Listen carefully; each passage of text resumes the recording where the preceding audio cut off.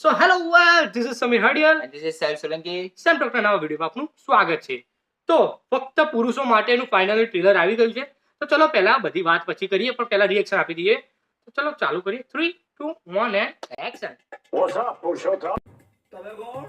Krishan Kant મહેશલાલ Brahmanand વિશ્વસ્વામી. South Indian છો? ના, pen Indian. Prabhudas, आप अपने खानदान का कुल दीपक बन के पुनर्जन्म लेना चाहते हैं, पर ऐसा होगा नहीं. ऐसा कैसे चलेगा? श्राद्ध के 16 दिन मनुष्य खीर रख के अपने पूर्वजों की आत्मा को आमंत्रित करता है. इन 16 दिन में मैं आपको नीचे भेजता हूँ. आपको कुछ शक्तियाँ भी दे दूंगा. ब्रिजेश और राधिका की शादी तोड़वा दूंगा. શું કરે બેટો? કઈ નહીં, તું શું કરે? પડ્યો હોઈશ ને? ના ના, બેઠો છું. હારો સી બનાવી નીકળ્યો હતો, છછુંદર બની બેઠો. યુકે યુનિવર્સિટીમાં એડમિશન જતું કર્યું એટલે મૂડ ઓફ હતો ને તારો. પ્રોબ્લેમ સોલ્વ, મળી ગયું એડમિશન. અને રાધિકા બેસ્ટ વાત એ છે આપણે એક પણ દિવસ જુદા નહીં રહેવું પડે. સાંભળ મારી કેમિસ્ટ્રી વાત. બેસ્ટ વાત શું થઈ છે મારી જોડે? કે હવે મને રિયલાઇઝ થઈ ગયું છે કે તું એટલો સેલ્ફિશ છે યુ. બાજી પલટાઈ ગઈ છે. સુરત પશ્ચિમ માંથી નીકળ્યો છે, ઓળખાર પાછળથી નીકળી ગયો છે. ડાયલોગ બહુ મસ્ત લીધા છે. એક ફાઇનલ ઉઠ ગધેડા. દાદા દેખાય છે? હનુમાન દાદા મેં આપના દાદા અહીંયા છું. એ મને નહીં દેખાતા દાદા. આમ નહીં માને, આને બાટલીમાં ઉતારવો પડશે. આજે તારી રાધિકા છે ને, એ દેખાય છે એટલી આમ સરળ સીધી સાદી નથી. મહાચંટ છે, એટલે આઝાદી એને તારાથી નહીં, તારે એનાથી મેળવવાની છે. એટલે આ ફોન માંથી બધી યાદો ભૂસી કાઢ ગધેડી. હે? હે શું કરે મેરી? હે કાઢ આમાંથી બધું. ભાષા બદલીને એકના એક સવાલ પૂછે ને. હે શું વોટ? What the hell? એટલે એ તને છોડીને પરદેશ જાય એ પહેલા તું એને છોડીને પાડી જા. હે ઉત્તમ, હે? તું બોલ્યા? પપ્પા પણ મારે અરેન્જ મેરેજ જ કરવા છે. હે? તું માણસ છે કે કુલાવરનો લોટો? શું બોલ્યા? ઘડીકમાં આ બાજુ ગબડે છે, ઘડીકમાં પેલી બાજુ ગબડે છે. પણ હવે નક્કી છે અરેન્જ મેરેજ જ કરવા છે. એ ઇજ્જત કાઢે એ પહેલા તું દીકરો કાઢ. જાન કાઢ. દાદા મને રાધિકા જ ગમે છે, બીજું કોઈ નહીં.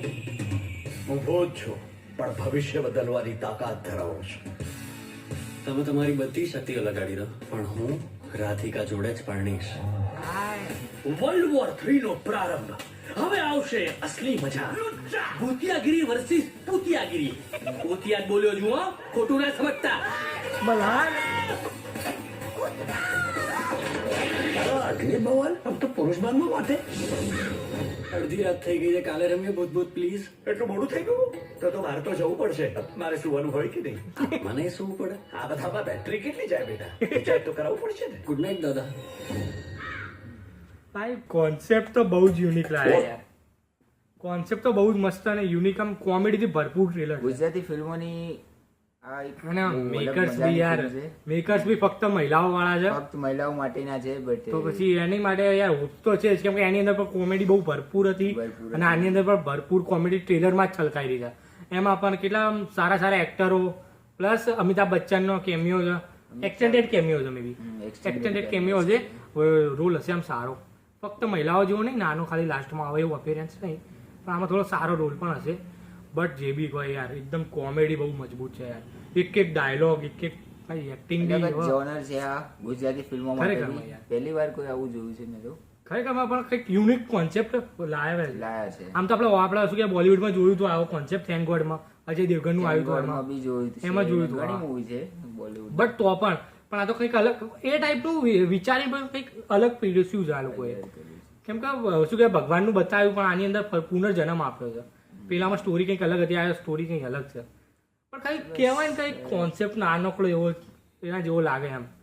પણ બાકી ભાઈ એક વસ્તુ, મલ્હાર ઠાકરનો વોઇસ ઓવર બી છે. મલ્હાર ઠાકરનો અવાજ છે. ઠક્કર કે ઠાકર ઠાકર સોરી.